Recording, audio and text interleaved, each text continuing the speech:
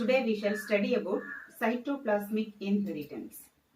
The transmission of characters controlled by plasma genes is called cytoplasmic inheritance.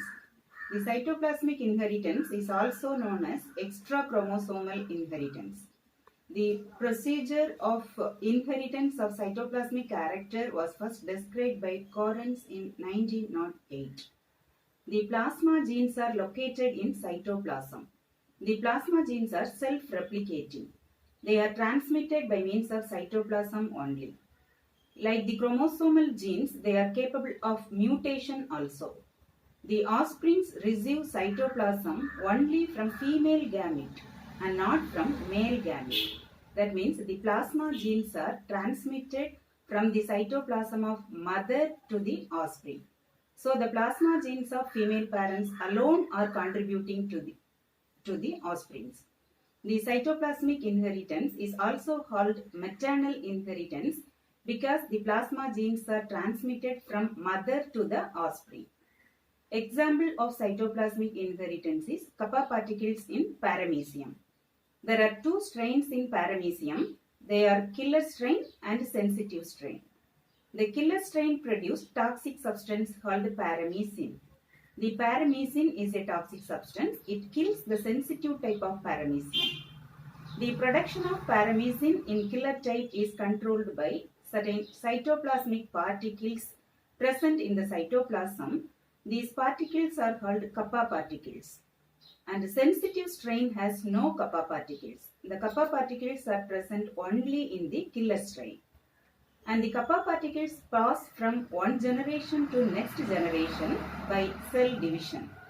The kappa particle is also multiplied by cell division. They are transmitted through the cytoplasm, not by means of chromosomal inheritance or by means of chromosomes.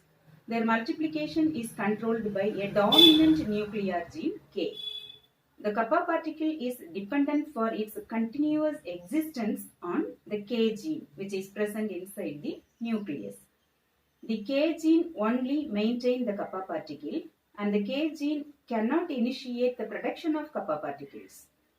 When the killer KK, that means the dominant KK conjugate with a non-killer recessive KK, the X conjugates are heterozygotic KK.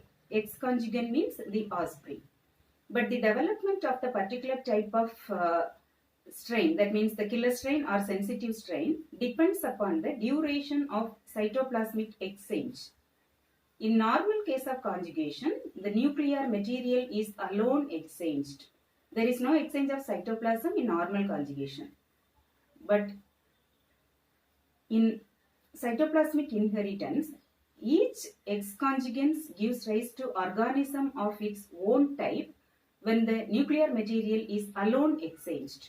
That is, killer X conjugant produces killer type and sensitive X conjugant produces non-killer type or sensitive type. That means when nuclear material is only exchanged during conjugation, the killer type produces killer type of offspring and the sensitive type produces sensitive type of offspring. That is non-killer type of offsprings. Sometimes the conjugation period is very prolonged and the cytoplasmic bridge between the two conjugates is so larger. In such cases, in addition to the nuclear material, the cytoplasmic materials are also exchanged by means of the conjugation tube. During the cytoplasmic exchange, the kappa particles present in the cytoplasm of the killer type of strain enters the non-killer type of strain and convert the sensitive type into killer type. So all the offsprings produced by the X conjugates are killer type, but their parents are killer and sensitive type. The offsprings are only killer type because of the exchange of cytoplasmic substances, that means the kappa particles from the cytoplasm of the mother to the offspring.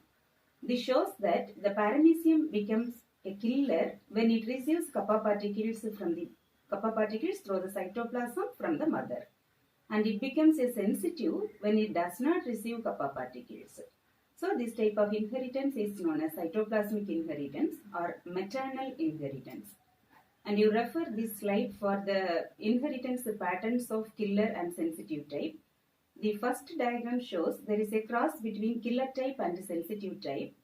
In the killer type and sensitive type of paramecium produces conjugation tube, but in the first case there is no exchange of cytoplasm, only the nuclear material is exchanged.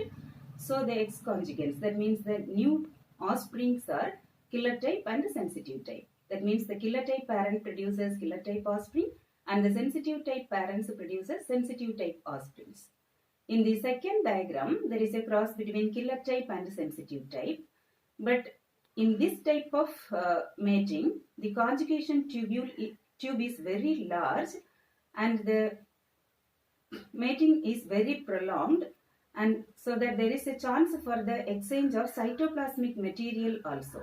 In addition to the nuclear material, because of the presence of extra conjugation tube or extra size of conjugation tube, there is a chance of exchange of cytoplasmic material also, so that the kappa particles are exchanged from mother cytoplasm to the offspring.